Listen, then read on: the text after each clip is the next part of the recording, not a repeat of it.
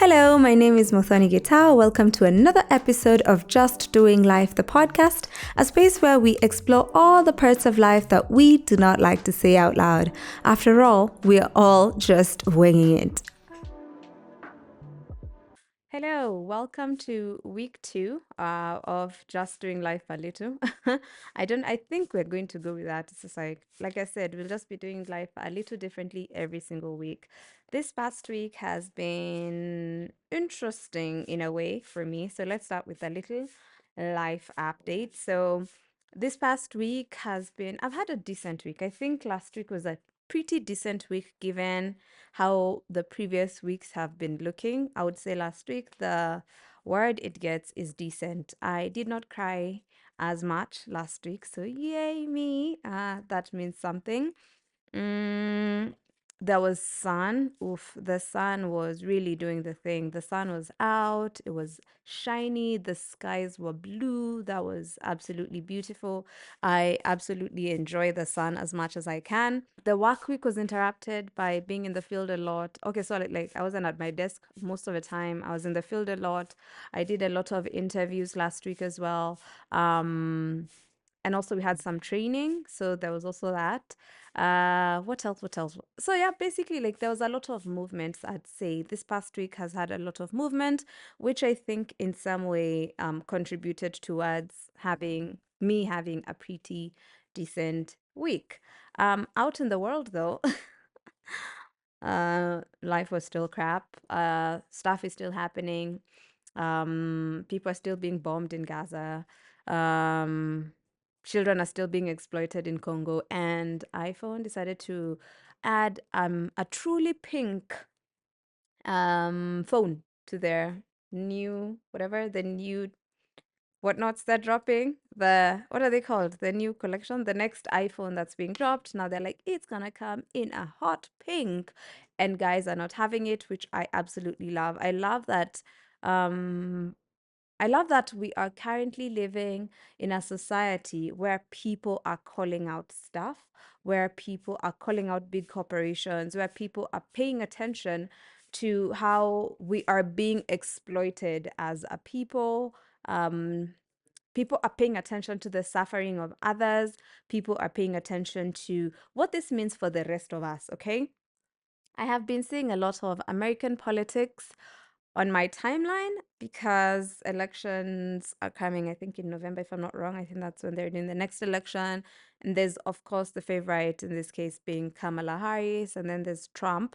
So it's fascinating when you see, the guys from like the Daily Show and the Today Show, and they're talking to people and asking them questions like, who are you voting for and why? So it's been fascinating hearing thoughts of the American people on the American election that's coming up in November, and their ideas behind their candidates and all that. I will not claim to be very informed when it comes to American politics.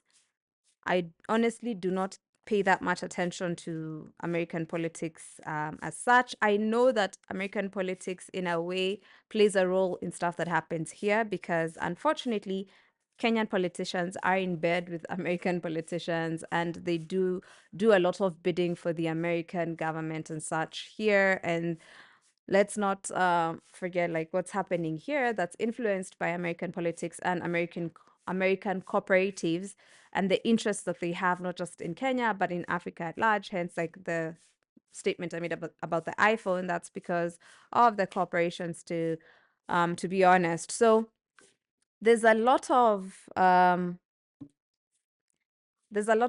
stuff happening. Kenyan politics, I feel like things have gone back to quote unquote normal, which does not sit right with me. It doesn't sit right with me because politicians are back to being comfortable. They were on edge when people started kuwasalimia, when people were calling them out on the BS and holding them accountable. They were on edge and you could see it. They were not comfortable. But now it feels like they are back to their comfort zones, which does not sit right with me because that means they're going back to the shenanigans. And to make matters worse, there was a statement that was made yesterday by the government spokesperson or advisor. I think it's the advisor and the chief advisor to the president, actually. And he said that he claimed that they are going to leave Kenya as corrupt as they found it. And I'm like, wow. Okay. It's quite interesting with this particular person because when he wasn't advising the current government, when he wasn't in government, he was calling out stuff from the previous government. He was saying how, because he calls himself an economist, I don't know how true that is, but he used to point out the mistakes that the government was making. But then he gets into government and he's not calling out anything. He just becomes a part of the problem. So when someone sits down and they're like, yeah, we're going to leave this, we're going to leave the country as corrupt as we found it. I'm like, then what's the point of having you there? If people are complaining that corruption is a problem, so what you're saying is you do not mind exploiting the corrupt aspects of the government and what to your own benefit, one. And two, if you say we're going to leave it the way we found it, I'm like, so what's the point of having you there? It reminds me of a conversation that was happening online. I don't know if it a couple of years ago, months ago. It was about internships. And the conversation around internships was that people had this thing where they'd say, because I suffered as an intern, that means I'm going to make other interns suffer, which makes no sense because shouldn't the point be to leave things better than you found them? Shouldn't it be that whoever comes after you doesn't have to deal with the same BS you had to deal with because you've left the system better, because you've left that space better?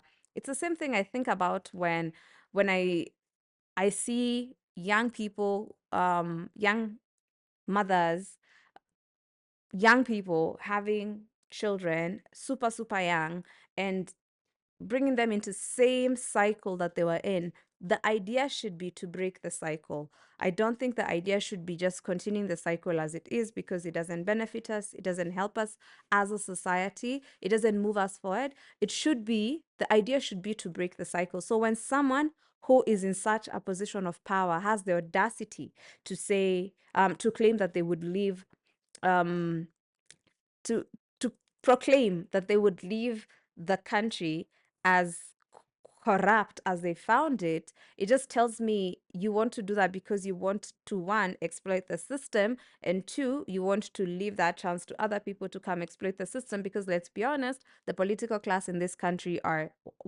they are one tribe together, and then there's the rest of us. So for me, it comes off as, why change it when it benefits me? Because chances are you're also leaving things in place that will benefit you after you leave the system. Because let's be honest, if let's dream kidogo, right? Let's just dream a little bit. If they fixed the corrupt system, once they leave, once they leave, they would have to pay for the corrupt ways they've behaved because the system has been fixed. It would mean that people would be held accountable for being corrupt. So that means once you leave the corrupt system, if the system has been fixed in a way that it deals with corrupt people, you're one of the people who would be dealt with. That's the reason they don't want the system to be fixed, because then after they leave it, they're held accountable and they have to pay for the sins they committed when they were under this corrupt system. That's one of the reasons why they would not want it fixed. And this goes to all of them. Personally, I do not trust politicians. It is the one thing, I don't care how nice they present themselves to be.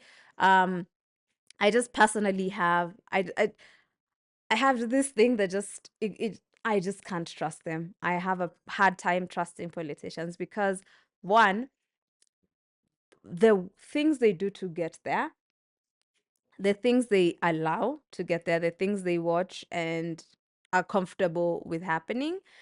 That's one. Two, the the affiliations that they have tell me a lot about them as well.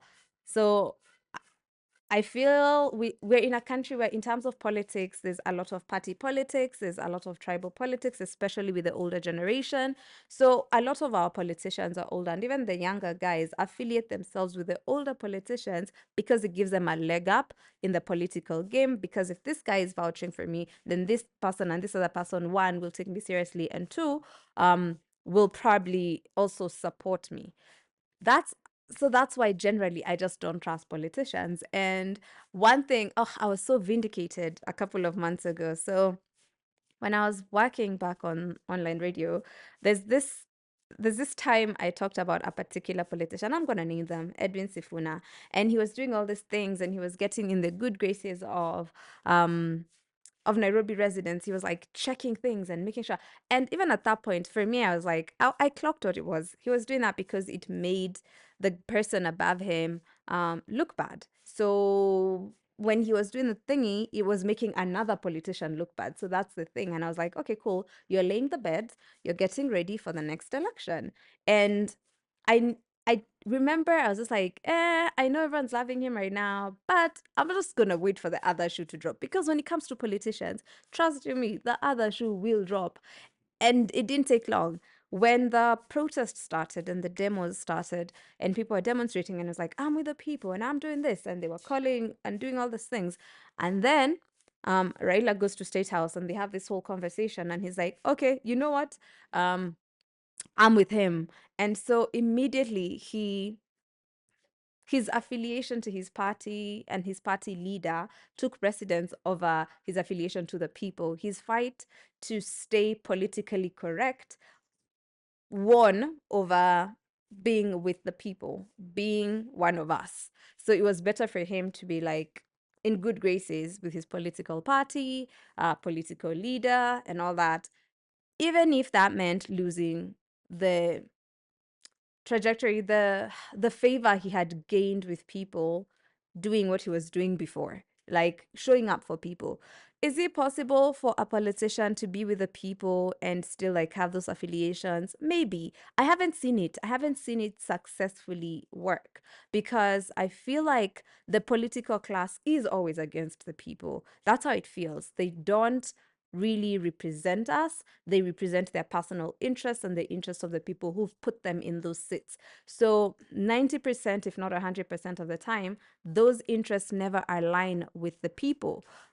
Great example would be, there's a politician who took a bill to parliament about it was, they're calling it the agricultural bill or something, and this bill was going to start charging taxes to farmers. They were going to introduce licenses to be able to keep things like livestock and stuff like that. And this is not livestock on a large scale where someone is doing like agribusiness, where they have like a huge farm and they have like thousands and thousands of cattle, and then there's like certain standards if they're selling that meat to no, it wasn't like that. It was like my mother with her 3 cuckoos would have to declare the 3 cuckoos and pay taxes on them and have licenses on them. My mom, who also has my mom has pigs. She sells piglets, and she does pig farming, I think that's what it's called. It's something that she started late last year. And so now in that instance, she'd have to like have a license, pay taxes on these pigs and stuff like that. And it just, when you start looking at this, it doesn't make sense. And then there was something about ndengu and the fact that people wouldn't be allowed to grow ndengu, mung beans, yeah, lentils, beans, whatever. And then you can tell that these bills are not even being introduced by people here. They're being paid off by big pharma, by big corporates abroad, not even locally. There's a bill in parliament about seeds. And the thing about it was that, so for instance, when it comes to food, because I think right now the thing that is being attacked the most is food security. That's the next frontier. Um, because if they take over food production, let's be honest right now, like this is something I believe in. I think Africa is the only continent that can fully sustain itself without external help. I truly believe that. I think we're the only continent that can fully sustain itself, and possibly the world as well. But I think we're fully sustainable But the problem is our resources are often being taken to other places. They're not used to help us, and they are used to help other people, and then they have a price tag on them. And even when they do it, they don't do it in the right way that it helps the rest of us. They do it to, again, serve the political class.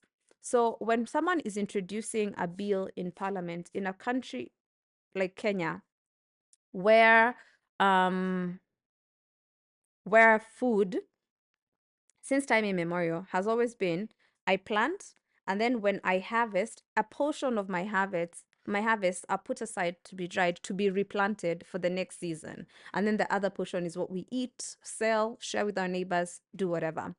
But now you introduce a bill that would stop that, where I cannot replant from the harvest that I've had. So every single planting cycle, I have to buy new seeds. It's not even freaking sustainable, because the beauty of the way it's set up right now is that it means we keep regenerating food from the same stuff that we have.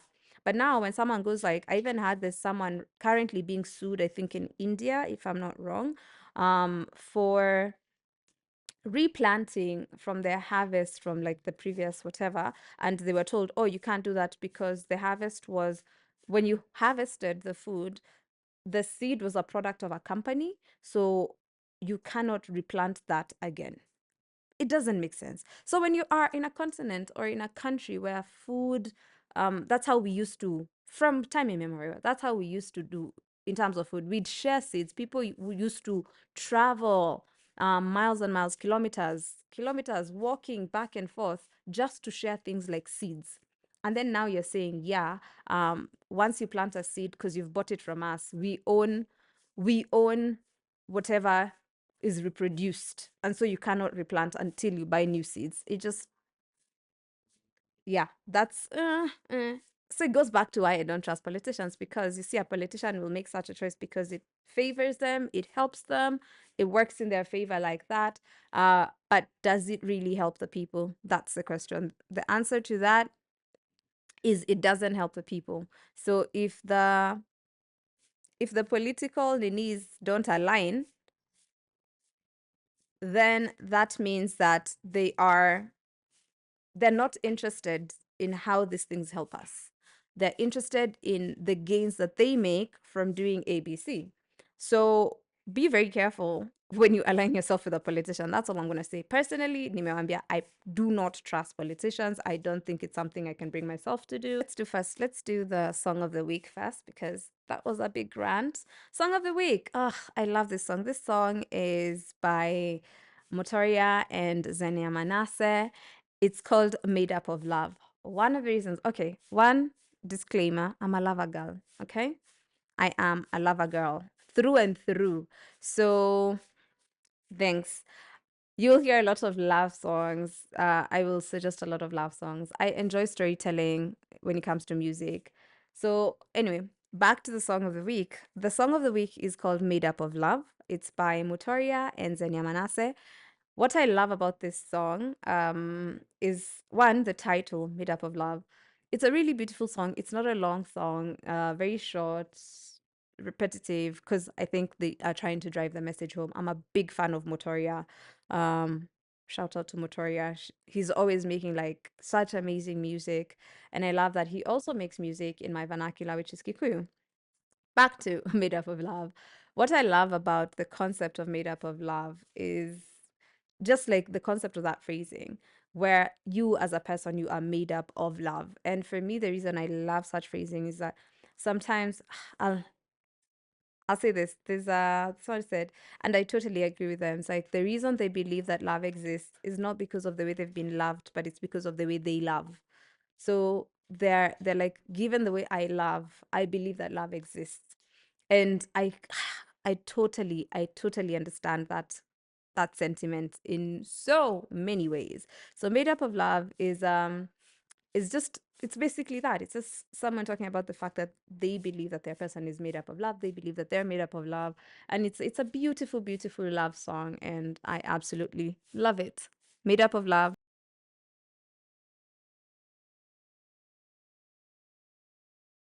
From this week, we want to highlight a dope woman doing dope things.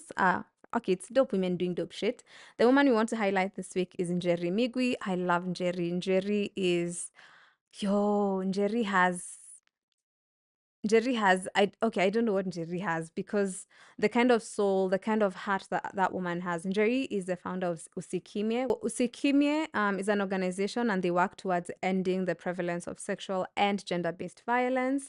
They exist to ensure that women and girls in Kenya and around are free from violence, exploitation, neglect, as well as abuse. So they have safe havens. They have rescued over 4,000 women and girls, over 300 children, including infants as well. And that was like in the year 2020 alone. So they have rescued over 70 young men as well. So if you are trying to help them, you can help them. They have different programs. You can help them by donating funds, donating clothes, food stuff. Like if there's any way you feel, even if you want to donate in kind, say maybe you're like a therapist and you want to offer your services to them, you can reach out to Usikimye. A big shout out to NJERI for the amazing, amazing work that she does with Usikimye. The links will be in the description box on how you can support them. That's a dope woman that you definitely, definitely want to be supporting. NJERI MIGWI, thank you, thank you, thank you so much for the amazing work that you do. They want to ensure that women and girls in Kenya feel safe, and they offer them safe havens and try to help them. So if you want to support NJERI and the work that she does, all the links will be down in the description box. Like, I absolutely adore this woman. Now, we do the fun fact, and then we get into today's conversation. Oh, we've done in the thread. In the threads was okay. In the threads is what brought about my rant, because the thing was in Twitter. The whole "we'll leave this country as corrupt as we found it." However, there are other things that also popped up that I think I would want to highlight.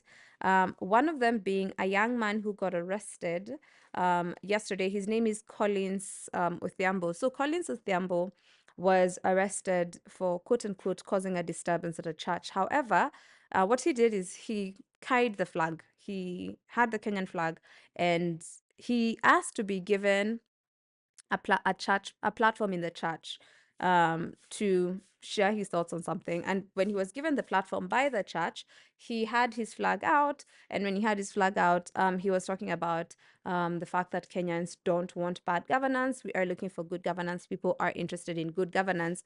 And then he ended up getting arrested. So right now, as we're doing this, he's apparently being held at Capitol Hill. I don't understand why you'd be arrested. They made up a charge sheet, and the one thing that they're charging him with is causing a disturbance, where it doesn't make sense because he asked for the platform and he was given the platform. Then why are you arresting him? We need to keep standing up for people who are being arrested for no good reason, because you can't tell me that this is a good enough reason to arrest someone.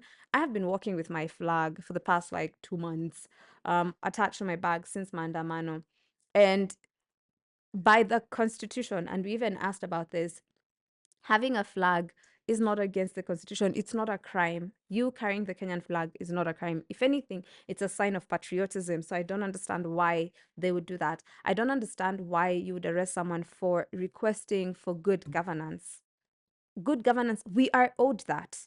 Like, isn't that the point of having a freaking government to begin with? That they actually do their job. So asking for good governance should not lead you to jail. And the biggest fear as a country is the fact that people are getting arrested and then they disappear. We don't see them. They're being held for days, for weeks, for months, and you don't know where they are. You don't know how to.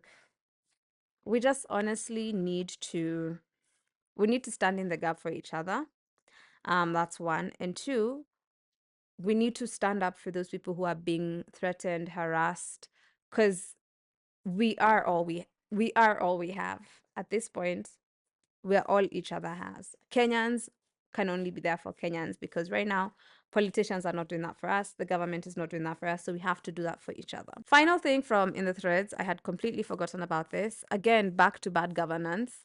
So apparently the hospitals, whatever, will not be admitting anyone with NHIF from after September 30th, because they are shifting to shift the same shift that was declared unconstitutional. This is the reason why people are complaining about bad governance. This is bad governance.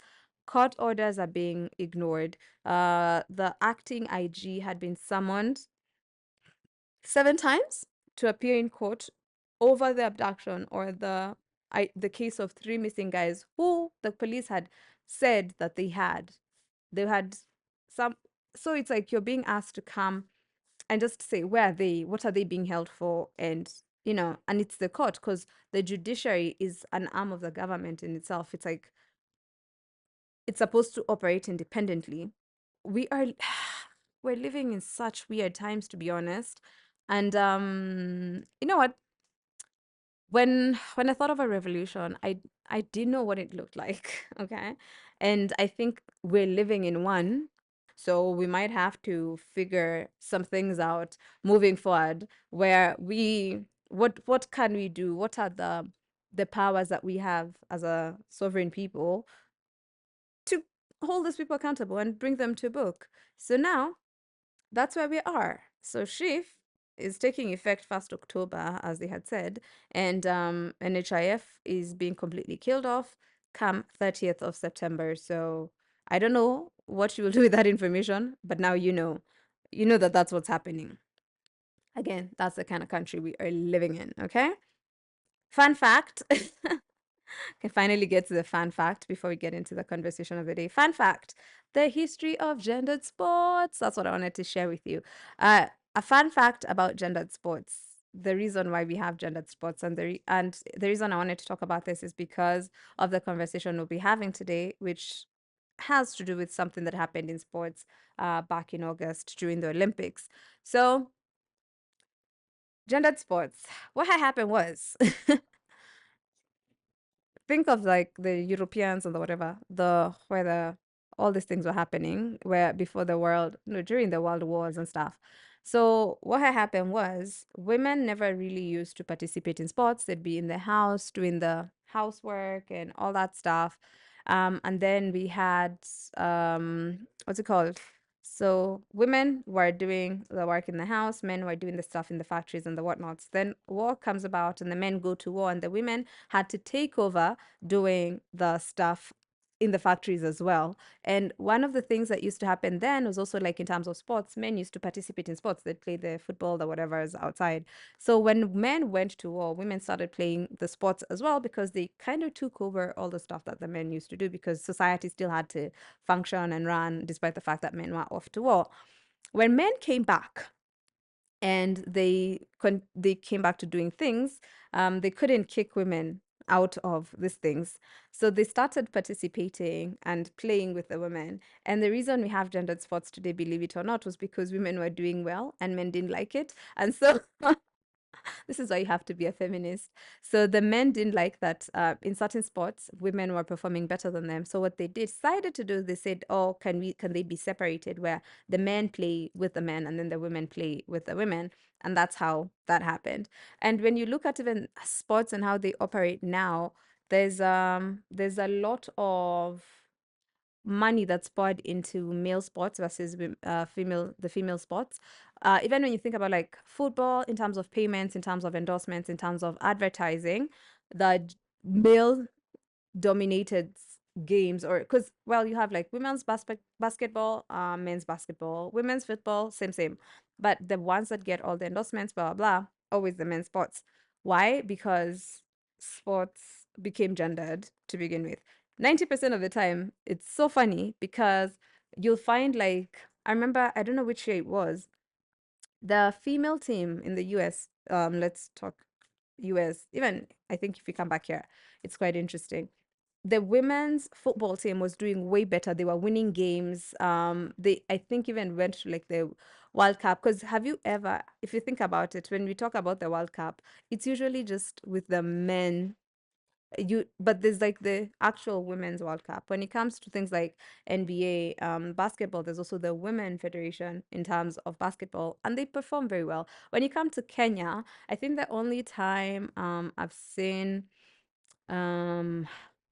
I've seen emphasis on like the women's sports was the women's volleyball team, and they were doing very well. I don't remember which year this was, but they were doing pretty well. At some point, the basketball team in Kenya was also getting some sort of support, but not that much. And when it comes to sport generally in Kenya, it sucks in terms of support. Support is not generally there, be it male or female, because again, it goes back to the thing we were talking about in the beginning, which was politics, the politics of the game, corruption and stuff like that. Like, resources are never really allocated the way they need to be allocated, so they don't end up helping people the way they need to help them. So if the male sports are the ones that generally get all the attention and get all the money, if they're suffering, you can only imagine how the female leagues are suffering in the same context, and in this particular context is in the country that we live in, which is Kenya. So anyway, point is, I just wanted to tell you the reason we have gendered sports these days is because men were being beaten by women and they didn't like it. So they were like, yeah, we're not going to compete against them. We want to compete against other men. Yay, gendered sports. Learn something new every day. Okay, cool. Time to get into the topic of conversation today.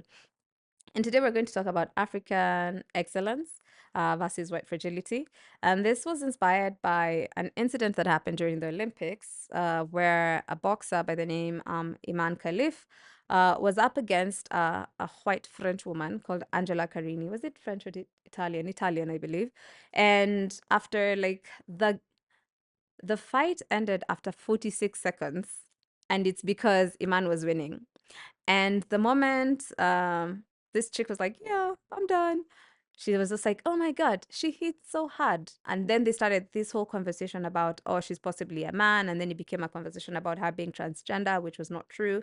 And it was, what sucked the most about that was the fact that she had to come out to defend herself, to start saying, no, I was born female, I'm not a man. And even her father literally had to start showing photos of her as a child just to prove that she was born female. And this has happened before.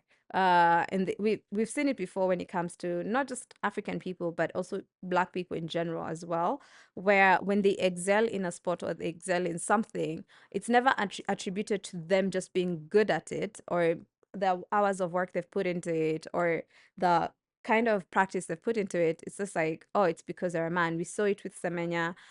We've seen it with Serena Williams as well, where it's like, just because you beat a white woman, that means it's because you are you cannot be a woman. So the standard is set at white women, right? Where white women are the standard. And when you think about it in multiple ways, they're the standard of beauty, they're the standard of femininity, they're the standard of womanhood. And so if you fall short of that, if you look nothing like that, then automatically you are pushed over to the other side. And in this case, it's like, either you have to be trans, or you are a man, or there's other words that they used to use back in the day, which um and it's very insane that someone has to now stand up and start saying, here's my birth certificate, here's a photo of me as a child, so you can confirm that I was born a girl. And in this case, the worst part about it was then the bullying went beyond just like that, the sports group or whatever. It came online, and then you had public figures with millions and millions and millions of followers propagating the same nonsense, which led to a lot more bullying, that people were doing think pieces as to why they believe that Iman was a man, and how men should not be allowed in women's sports, and transgender people should not be allowed in women's sports. And I was just like, this makes no freaking sense, because this only applies when someone has melanin in their skin. Like, when the melanin is melanining a little too much, suddenly it's like, oh, it can't be because you're good at it. It can't be because you work hard at it. It can't be because you practice. It's because you're a man. And then now they create this whole narrative. And once the narrative has been coined and it's rolling down the hill, it becomes really, really hard to stop that. So in the case of, also, I didn't explain what white fragility is, in case someone doesn't understand.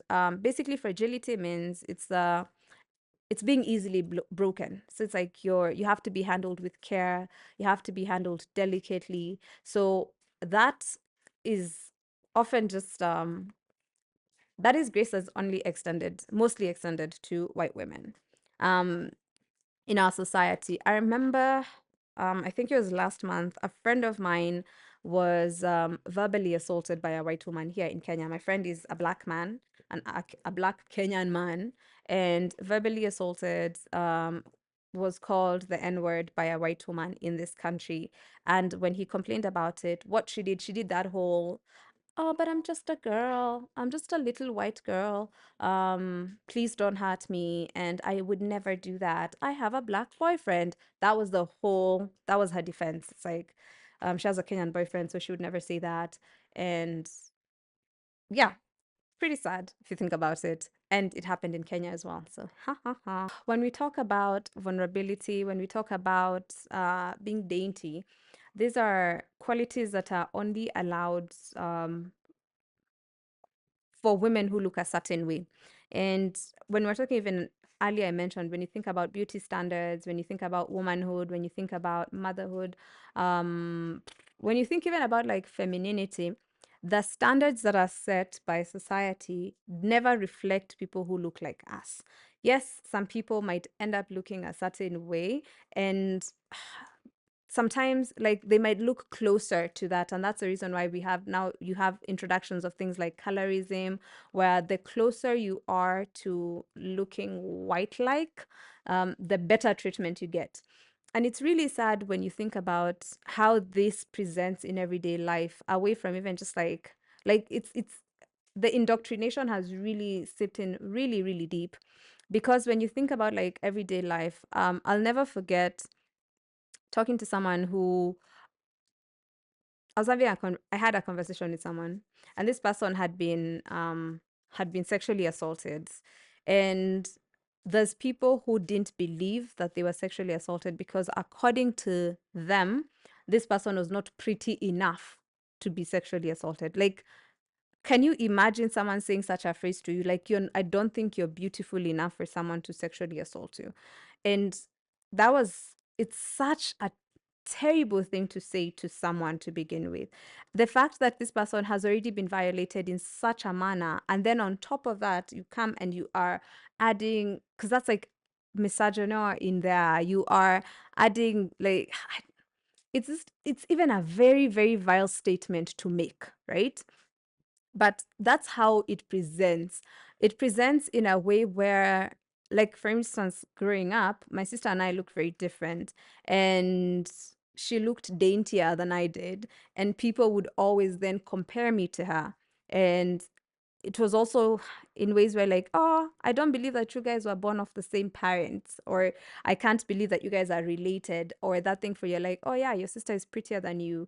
But it's never looked at as we're all individuals and we all present and look very differently, and that we will never have the same structures. We'll never, even when you think about like facial structures, people who have certain facial structures are treated better than others. And it comes back to what is considered to be the standard.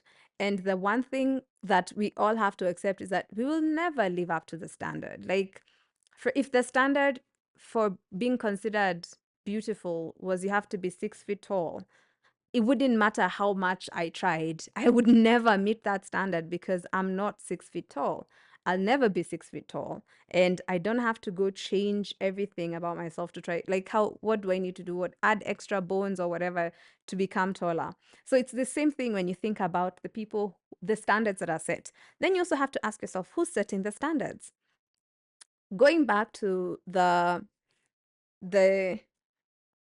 gendered sport conversation earlier, the person who set the standard of sports was a man. It's men who are setting the standard of sports, right?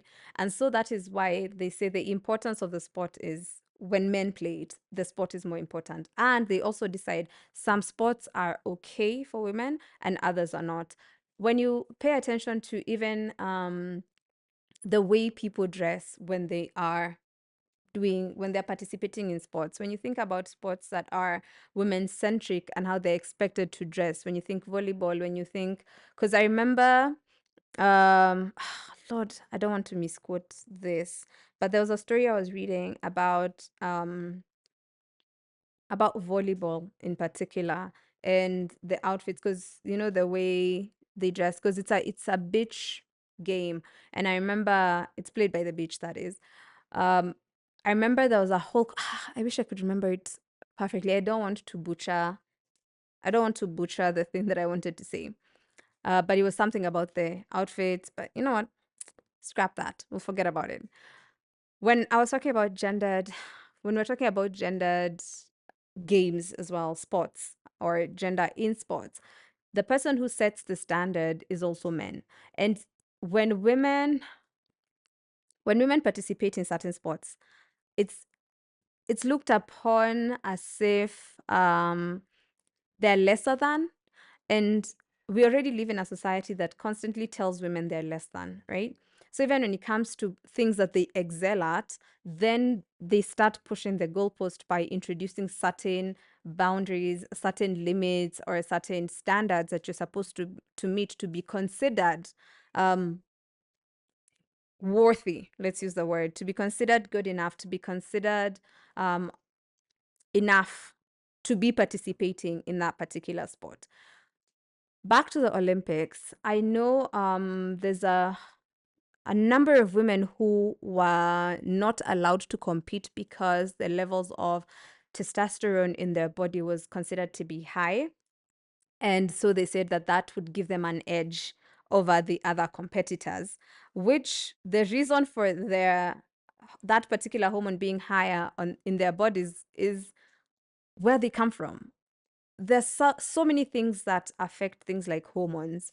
And even someone like Semenya, her level of testosterone was a bit higher than other people, than the other people she was competing against. And so they said, oh, no, that means she's a man. That's not what it means. We all have these different hormones. Some have more than others for different reasons. One of the reasons why testosterone can be higher in certain women is because of things like PCOS. Could you believe that? PCOS can cause women to have higher levels of testosterone than others. So does that necessarily make you now do you wake up and now suddenly you're a man? No, it doesn't even make sense to use that as an argument for that. So when people they use certain things to keep people out. So in this case, we're like, oh, if the area we come from means that people have higher levels of testosterone because of the foods we eat, the kind of environment we grew up in, the kind of work and the kind of stuff we do, or things we're prone to. So then someone uses that as a thing to block you from accessing certain things. And this happens in so many different ways. It's that thing we call the shifting of the goalpost, where it doesn't matter the kind of efforts you put in, it doesn't matter how much work you put in, they'll always find a way to shift the goalpost, because if they shift the goalpost, then the entry level for you becomes higher. Even when you think about like the workplace, where when someone is applying and then there's certain jobs that you apply for, if you are applying as a Black person, if you are applying as a woman, the ninis are higher. The qualifications need to be higher. The standards are set higher for you. So you have higher loopholes to jump through or jump over to be able to access the same things that other people are accessing. Which, when you think about it, it's not fair. I think it still also goes back to like things like colonization and stuff. It goes back to one group of people, a set of people believing that they are better than the other group of people. In this case, it could be men thinking they're better than women. It could be white people thinking they're better than Africans. Something interesting, and also this is controversial or not, you can decide. Something interesting happened this past week where a South African artist was nominated for an American award show, and they won, but they were nominated in a genre that is West African. Okay, so her name is Tyla. She's nominated as she wins an award as an Afrobeat artist, but she's an amapiano. She creates amapiano music, and when she's receiving her award, she corrects them and she says, Africa is very diverse. We have so many genres of music. We have so many different types of music. So it's not fair to group all of us under Afrobeats, because Afrobeats is just one sector of all the different, it's just one concept, one type of music. We have so many other types of music. Don't group us all together. And someone came online, an African American man came online and called her an uppity African who thinks she's better than everyone. No, she's just saying, address me correctly. And it's always funny because when women do stuff like that, or when Africans do stuff like that, it's considered, it's like there's always, I feel like there's always the need for someone to be above you. There's people who always feel the need to be considered to be above someone. So in this instance, it's like, oh, you feel like you're better than us. She never said that. She's never said anything like that. At no point has she ever gone like, oh, I believe I'm better than you people. That has never happened. So chances are it's just projection because you feel the need to feel better than someone else. So you assume that someone else has the same need as you. Sometimes these things are just projections of our own insecurities, and then you put it onto other people. Back to our topic about white fragility. And you see it even in conversations around artists, musicians. For instance, like I don't consume someone like Taylor Swift's music, right? I don't know much about her. I don't know much about her music. And you'll always see conversations about her being compared to other artists who are considered to be similar, or I don't know, maybe, but are of African descent or are Black Americans, right? And the conversations always go back to like when you see how carefully her character is handled or how she's handled, conversations around her are handled compared to other artists. And this is even like within the music industry where she's dainty, she's all this, she's fragile, but then with say with Black African artists or Black American artists, the conversation it shifts very fast. Like, why are you trying to act like you're better than us? Why? it doesn't it doesn't add up. When I think about even literature or in books, it's the same thing. I remember um I was looking for a book where it depicts joyous African women and I couldn't find one. And I remember there's this book I was reading that was handling like the way the character was handled. You're like, it was so delicately handled. She was so delicately handled, and it was the character was a white woman.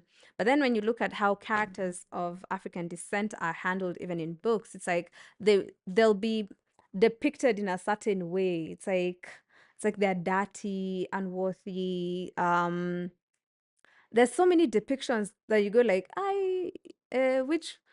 which African women are you talking about? Because the ones I know, they don't present like this. So it's usually even in movies, even in TV shows, you see it where they're ignorant, they never know anything, they're loud, and it's like even some of the characteristics that are just innately us are blown out of proportion because then they're turned into these caricatures that are not us. And I remember watching a TikTok video of this young man who was talking about how when when white when white people come out as queer, most of them, their first instinct is to present as a caricature of a Black person.